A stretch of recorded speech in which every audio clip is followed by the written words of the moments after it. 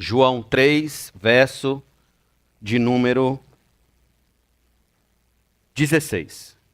Capítulo de número 3, versículo de número 16.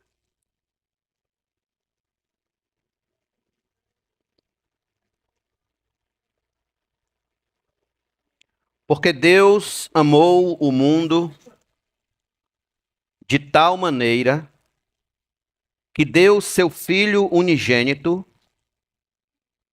para que todo o que nele crê não pereça, mas tenha a vida eterna.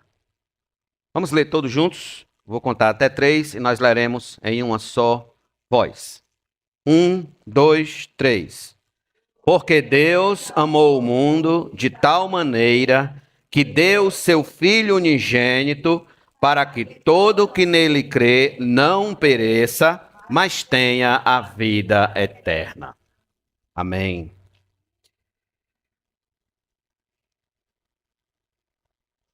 No Antigo Testamento, nós temos alguns versículos que são profundamente conhecidos, tanto por crentes quanto por descrentes.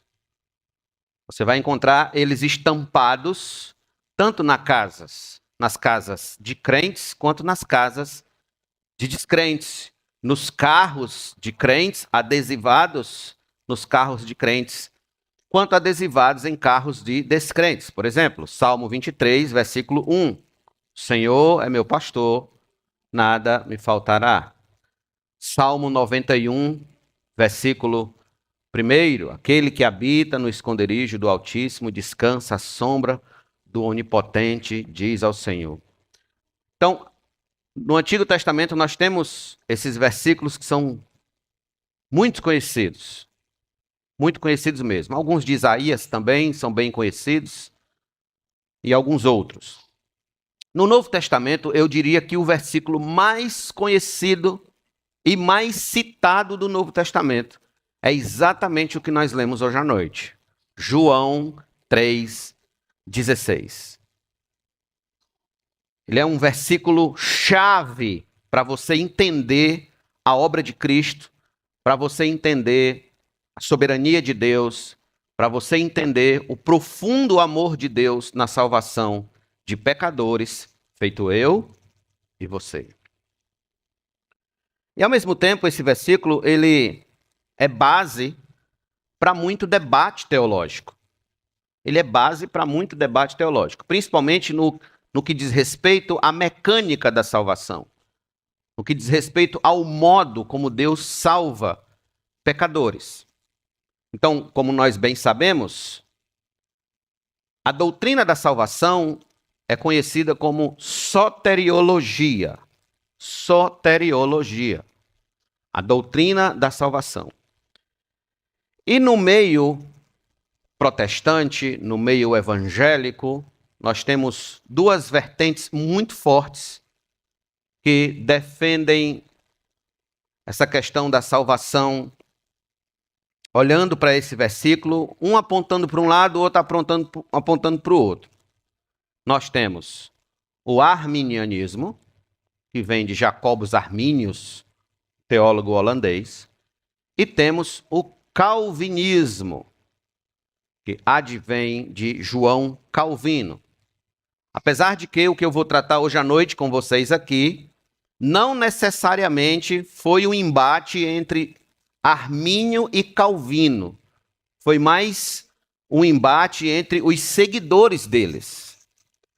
Não que eu vá me aprofundar nessa questão desse embate, mas eu faço questão de trazer isso hoje à noite para nós, pelo menos de um modo geral, para que vocês entendam que não é que A ou B tem razão, mas é que a Bíblia tem razão e que a Bíblia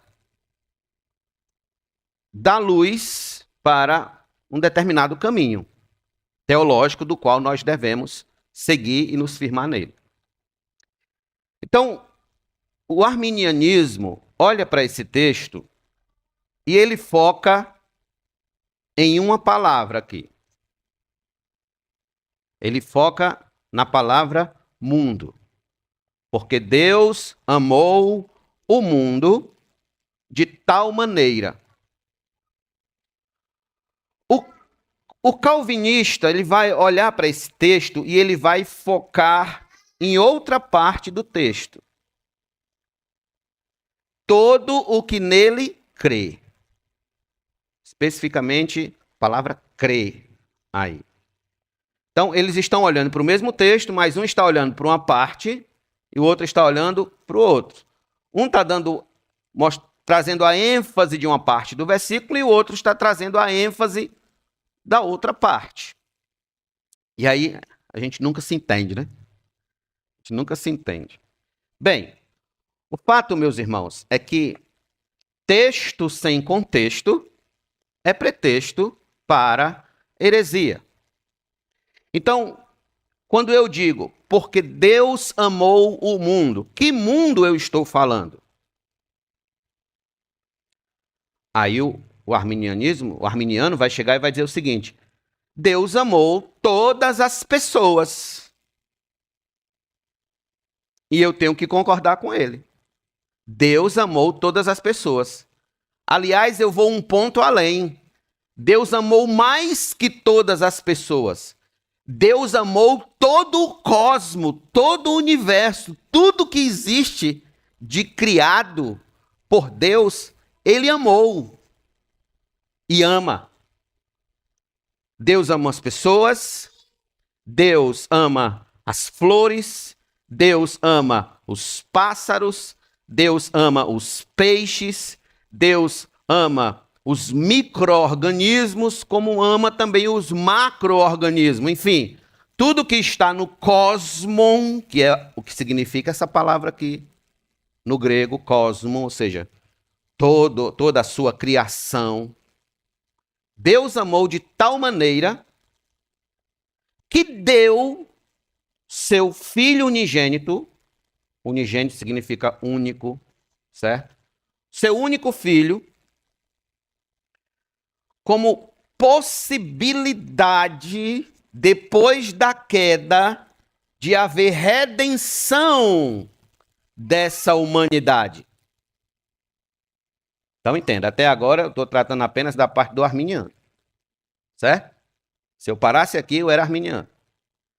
Então, Deus abriu essa possibilidade. Há uma possibilidade. Então, ninguém vai poder chegar na glória, apontar o dedo para Deus e dizer: o Senhor não me deu nenhuma oportunidade, o Senhor não me abriu nenhuma brecha sequer para que eu pudesse ser salvo. Ninguém.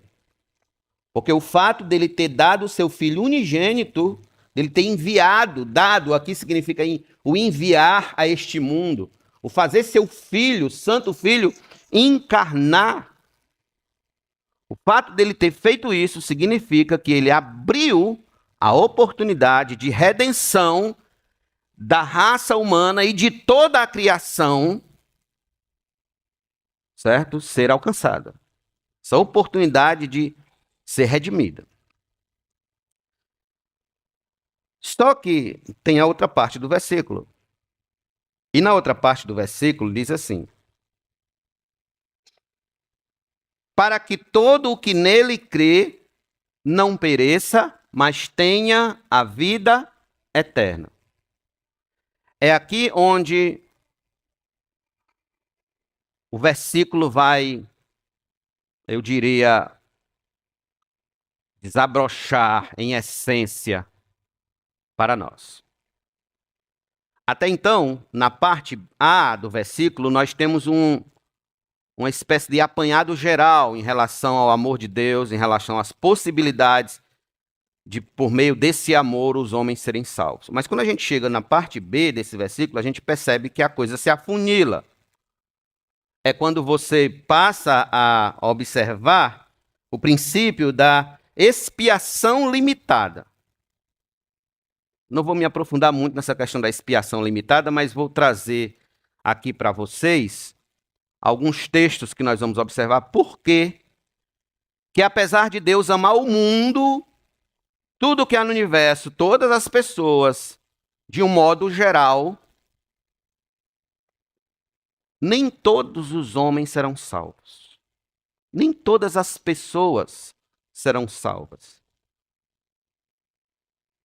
Nasce gêmeos, certo? Nasce gêmeos, 2 irmãos. Um crê em Jesus e o outro não crê. Foi pregado o evangelho para os 2. De repente, um crê e o outro não crê. Entendam, de um modo geral, Deus, ao olhar para a sua criação, Deus amou os 2. Sim ou não? Sim. Mas de um modo especial, Deus amou um, a ponto de que um respondeu à fé e o outro não. Como que isso é possível? Como que a gente pode entender o amor de Deus se é um amor puro? Como ele pode amar um e não amar o outro de um modo especial? Vamos analisar alguns fatos dentro desse capítulo aqui, tá certo? Que eu falei há pouco. Texto sem contexto é pretexto para heresia. Então nós precisamos entender isso aqui dentro do seu contexto macro, dentro do seu contexto maior. Entenda o que Jesus disse na parte B. Para que todo o que nele crê. Eis a pergunta. Quem é esse que crê? Como alguém chega a essa condição de crer? A essa posição de crer? Se ele crê, é porque tem fé. Como ele chegou a essa posição de ter fé em Jesus? De ter fé no Filho unigênito de Deus. Como que ele pode então receber a vida eterna por ter crido em Jesus? Como foi que se deu esse processo, essa mecânica? É aí onde nós vamos entender agora o princípio do amor especial de Deus. Desse amor particular, dessa expiação limitada, dessa expiação voltada realmente para aqueles que creem. No capítulo 3, vocês devem lembrar que aqui, essa palavra do versículo 16, 17 até o 21, Jesus está falando para Nicodemos. Não, porque nas nossas Bíblias separa o 15 do 16, né? Mas se você botar o dedo aí, ó, em cima desse a missão do filho e seguir lendo normalmente, você vai ver que é uma conversa só. Do 15 para o 16 é uma coisa só. Então, vejam o que Jesus diz. E assim como Moisés, Jesus estava falando para Nicodemos, levantou a serpente no deserto, assim também é necessário que o Filho do Homem seja levantado. Levantado aonde? Na cruz. Para que todo o que nele crê tenha a vida eterna. Então ele segue, porque Deus amou o mundo de tal maneira. Então ele dá prosseguimento ao argumento, às suas palavras. Então, às vezes a gente tem a mania de pegar esse texto e achar que Jesus estava falando assim, foi um discurso alheio àquele momento do Nicodemos, mas não foi. Isso aqui ele estava dizendo exatamente para Nicodemos. E ele disse uma coisa para Nicodemos, além disso aqui, que vem mostrar especificamente o trabalhar de Deus, o trabalhar do amor de Deus de um modo especial naqueles que creem. Está no versículo de número 8. Primeiro vocês lembram que Jesus diz, tem que nascer de novo. Tem que nascer de novo, né? Tem que nascer de novo. Muito bem. Aí no versículo 5, vamos do 5, ele diz assim, em verdade, eu digo, quem não nascer da água e do Espírito, não pode entrar no reino de Deus. Então, note a presença do Espírito Santo, do Espírito de Deus, na ação da salvação do crente. Então, o Espírito Santo precisa agir para que um homem e uma mulher sejam salvos. Ele tem que nascer do Espírito, ele não pode nascer de outro meio, de outra forma. Mas no versículo 8 diz assim, o vento sopra onde quer, você ouve o barulho que ele faz, mas não sabe de onde ele vem, nem para onde vai. Assim é todo o que é nascido do Espírito. Ou seja, o que ele está querendo dizer aqui é que a ação do Espírito Santo ela não está condicionada à vontade humana, não está condicionada à mera direção humana. mas é uma ação soberana, que assim como a gente não tem como controlar a ação do vento, o destino do vento, assim também a gente não tem como controlar, como medir, como aferir as ações ou a ação do Espírito Santo na salvação de um homem ou de uma mulher. Então, quando o texto diz em João 3,16, para que todo o que nele crê não pereça, esse que crê aqui é o que foi alcançado soberanamente pela ação do Espírito Santo. O Espírito Santo agiu no coração daquele homem, agiu no coração daquela mulher, para que ele pudesse crer. Crer em Jesus como filho unigênito do Pai. Vamos ser mais específico. Venha comigo, por favor, a João capítulo 1. Perceba que o amor de Deus especial, esse amor vertical, ele está ligado ou é evidenciado na ação do Espírito Santo no coração de quem crê. Veja o versículo de número 12 e 13. Mas a todos quantos o receberam, deu-lhes o poder de serem feitos filhos de Deus. Note, todos aqui não significa todas as pessoas do mundo, mas sim aqueles que o receberam. Como foi que essas pessoas receberam o Senhor? Como foi que eles creram? Aí o versículo 3 explica bem direitinho. Os quais, os que receberam, os que creram, note bem, os quais não nasceram do sangue, nem da vontade da carne, nem da vontade do homem, mas de Deus. Verso 13 explica perfeitamente que todo aquele que crê, todo aquele que recebe Jesus, é exatamente aquele que não nasceu do sangue, nem da vontade da carne, nem da vontade do homem, mas de Deus. Ele não nasceu porque ele quis nascer de novo. Entendem agora?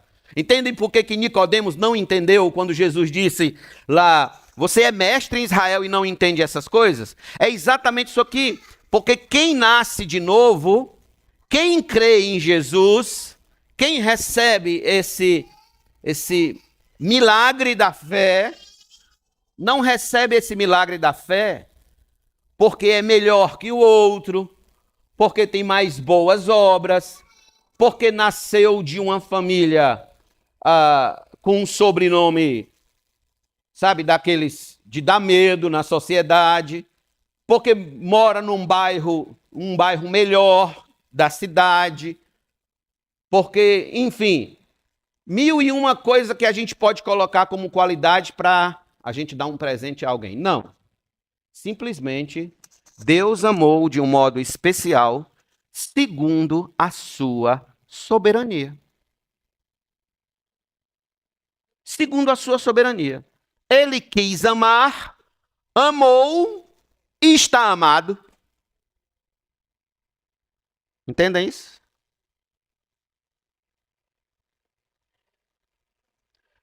Outro texto, por favor, venha comigo. João 6.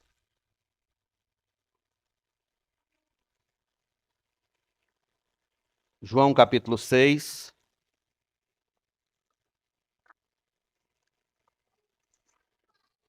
Verso de número 44.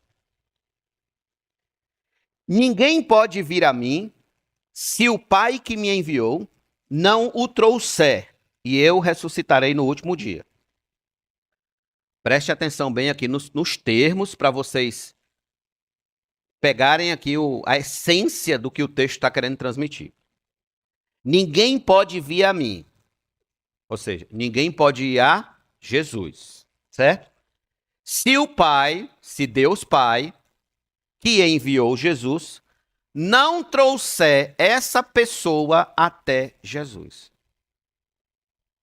Não é da vontade da carne, nem da vontade do homem, nem da vontade do sangue, mas de Deus.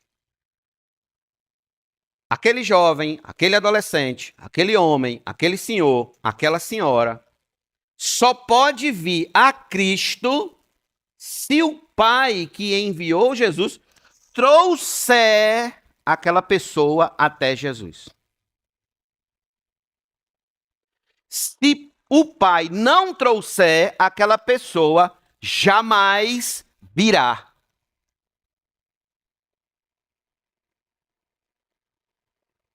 Por isso, a historinha dos gêmeos. Um creu e o outro não. Um, Deus trouxe até Jesus e o outro não. Então, todo aquele que nele crê é exatamente esse a quem Deus traz. A quem Deus traz. Então, nesse caso aí, entra-se o quê? A doutrina da eleição. E às vezes, irmãos, olhando assim um pouco para o arminianismo, para os arminianos mais especificamente, eu percebo que eles amam mais a humanidade do que Deus ama a humanidade. O amor deles pelos homens é maior do que o amor de Deus pelos homens. Por quê? Porque eles pegam o amor especial, esse amor o qual se revela na soberania de Deus, e lança para todos os homens. Que todos os homens sejam salvos, para que todos os homens sejam salvos. Só que o próprio Deus, pelas Escrituras, deixa claro que ele não vai fazer isso e não é assim que funciona. O seu amor não se envolve conosco por causa de alguma coisa que se ache de bom em nós. O seu amor se envolve conosco de um modo, é a palavra correta dentro da teologia, você pode anotar esse termo, incondicional. Ora, se é incondicional, é porque não há uma condição prévia. Se não há uma condição prévia, significa que ele agiu de um modo soberano. Se ele agiu de um modo soberano, tudo que eu devo fazer então é ser grato. Ser grato. Porque eu estava entre os mortos e ele foi lá, olhou para mim de um modo soberano, me amou e me ressuscitou espiritualmente, me deu vida espiritual, vida, e o texto vai dizer vida e vida com abundância, que é a vida de Deus, Zoe, o termo, a vida de Deus, vida e vida com abundância, enquanto há bilhares e bilhares de pessoas ao meu redor que não têm essa vida.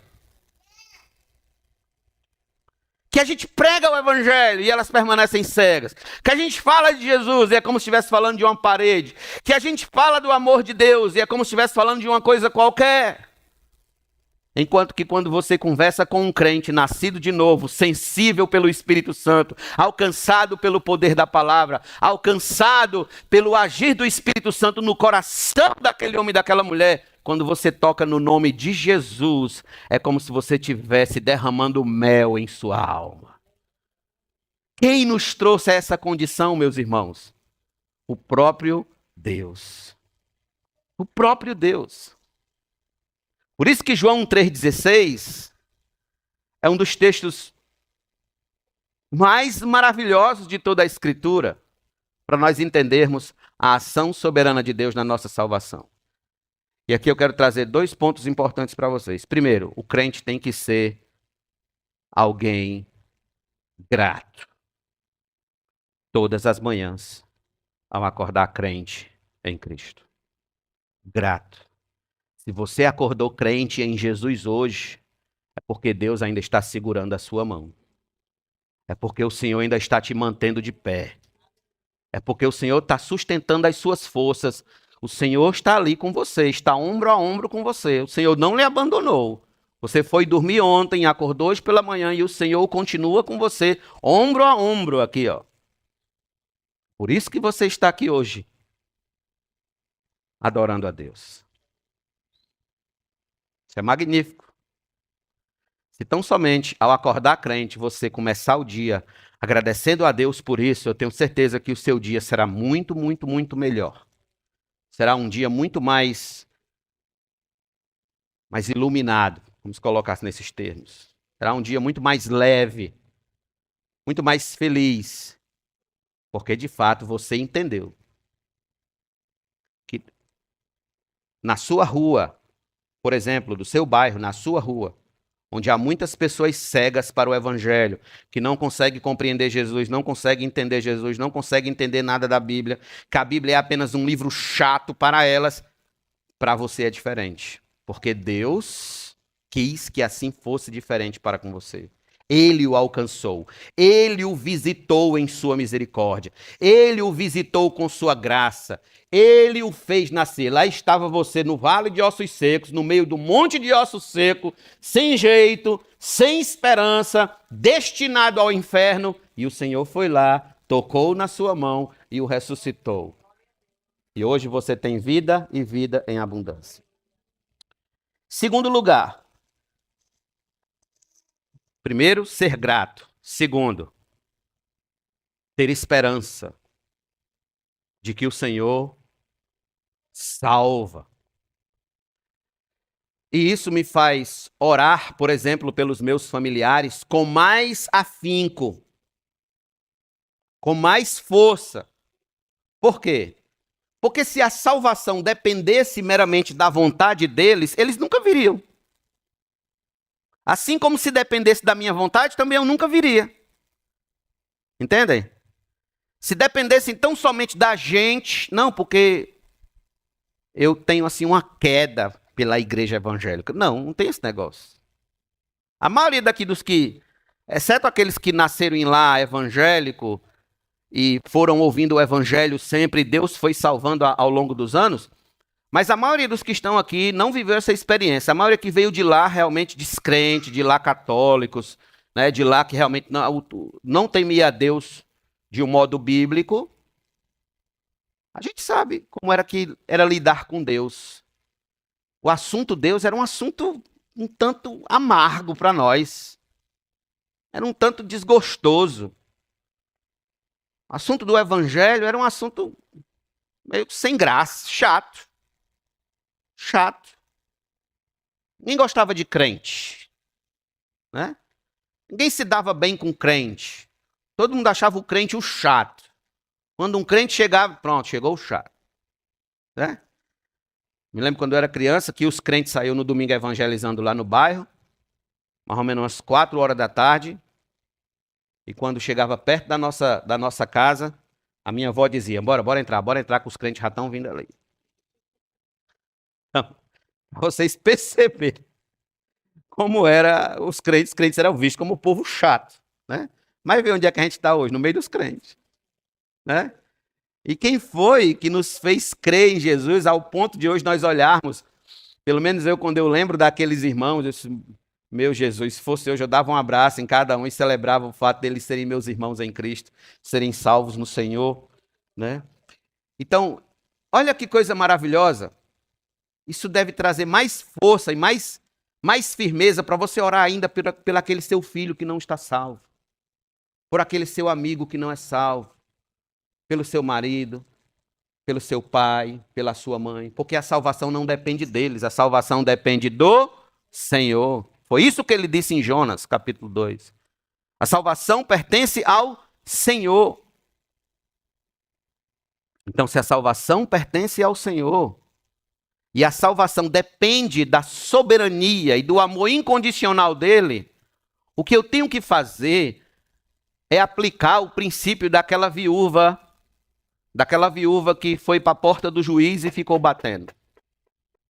Até o juiz atender ela. Isso que nós devemos fazer. Ir na porta de Deus e dizer, Senhor, meu irmão ainda não é salvo, não te conhece como eu te conheço. Eu não sei se ele está na lista dos teus eleitos, mas eu sei de uma coisa. O Senhor me deu, sim, a oportunidade de orar por ele, e eu vou orar. E eu vou bater na porta do céu. Salva-o, salva-o, salva-o. E glória a Deus que a salvação não depende de nós, depende dele.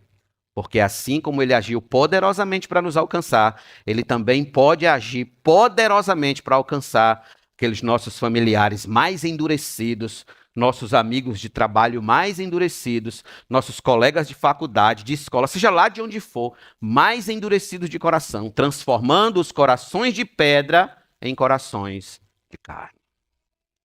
Então, todo o que nele crê aqui é exatamente aqueles a quem Deus dá esse presente da fé. E a nossa oração deve ser exatamente essa: Senhor, dá o presente da fé para a minha família, dá o presente da fé para o meu filho, dá o presente da fé para o meu pai, dá o presente da fé para a minha mãe, para os meus amigos, dá esse presente para eles também. Sei que eles não merecem, mas dá, Senhor. Salva-os segundo a tua rica misericórdia e graça. E aí sim, nós estaremos orando corretamente.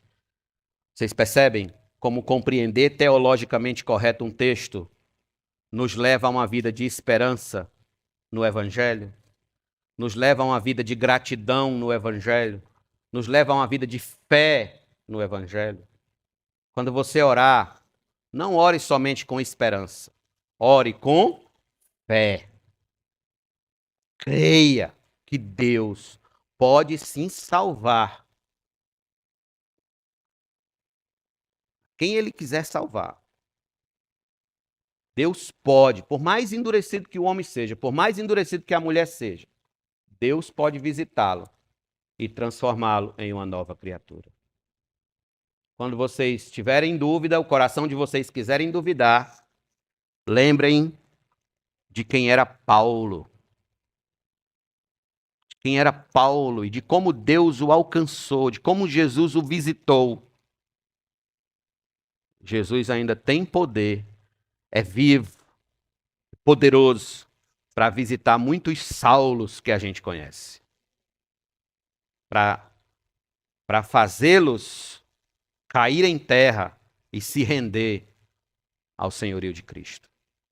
Que maravilha, irmãos, é poder ser alcançado pelo Evangelho.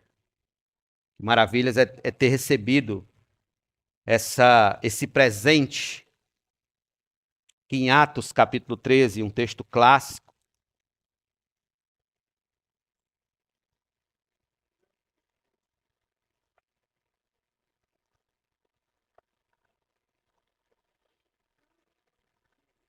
versículo 48, dá mais um reforço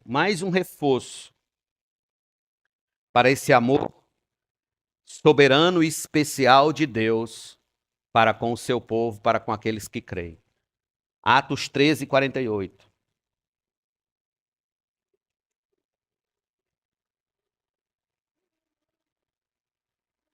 Paulo e Barnabé estavam pregando a eles, e no versículo 48 nós temos o resultado dessa pregação. Os gentios, ouvindo isto, se alegravam e glorificavam a palavra do Senhor. E creram todos os que haviam sido destinados para a vida eterna. Quem foi que creu? Os que haviam sido destinados. Aqueles a quem Deus pegou e destinou-os para a vida eterna. Destinado. Se hoje você crê no Senhor e, obviamente, persevera cada dia mais no Evangelho, isso é evidência clara, é evidência nítida de que você foi destinado para a vida eterna. Significa que também há aqueles que não foram destinados para a vida eterna. Quem são os que não foram destinados? Os que não creem. Os que não creem morrem apartados do Senhor, morrem apartados do Evangelho, morrem apartados da vontade de Deus. Mas, pastor, o senhor não entende. Era uma pessoa tão querida nossa, era um homem tão bom, uma mulher tão boa, fazia tantas caridades, tanta coisa boa. Pois é. Mas o critério do Evangelho para a vida eterna não é fazer coisas boas, não. O critério do Evangelho para a vida eterna é crer em Jesus Cristo. Se não creu, ou se creu de um modo errado, porque tem isso também. Se creu de um modo errado, se creu de um modo herético, está prejudicado da mesma forma. Alguém me perguntou uma vez, pastor, todas essas pessoas nas seitas, por que Deus permite? E eu então respondi, qual é a diferença da pessoa estar numa seita e de a pessoa ser ateu diante de Deus? Aí a pessoa respondeu, nenhuma. Então pronto. Você tem que olhar para uma pessoa que está numa seita, lamentar por isso, obviamente, orar pela vida dela, orar por ela, obviamente, mas entender, acima de tudo, que estando numa seita ou sendo ateu, diante de Deus, dá no mesmo. Porque a questão é que um não crê e o outro crê errado. Aí no final não vai bater as contas, não vai dar certo. Enquanto não se converter de fato ao Senhor, crendo na doutrina bíblica, e que a justificação da qual nós recebemos de Deus é por meio da fé em Jesus Cristo, enquanto não acontecer isso, essa pessoa está demonstrando que ela não foi destinada à vida eterna. Louvado seja Deus que nos destinou à vida eterna. Louvado seja Deus que pode salvar o mais impenitente dos pecadores deste mundo. O qual Paulo dizia, né? Os piores dos pecadores, do qual eu sou o principal. Então Deus pode salvar. Oremos. Senhor, não há palavras, não há atos, não há valores neste mundo e em nós mesmos para declarar, ó Deus, a gratidão a qual nós te devemos. O Senhor olhou do céu e nos amou, e amou de tal maneira, Senhor, que além desse amor geral, o Senhor nos amou com a graça especial. E com esse amor especial, o Senhor nos alcançou no devido tempo por meio da pregação do Evangelho, e hoje nós cremos no Senhor. Nos fez nascer de novo, não pela vontade da carne, nem do homem, nem de sangue, mas pela tua santa e gloriosa vontade. E como nós somos privilegiados, ó Deus, como nós somos, ó Senhor, felizes por ter sido alcançados pelo poder da tua palavra. Muito obrigado por nos destinar à vida eterna. Permanece conosco, Senhor, e sustenta-nos fortemente diante do teu trono, pois sem ti a gente cai. Ajuda-nos e ouve as nossas orações que iremos fazer agora, em nome de Jesus. Amém.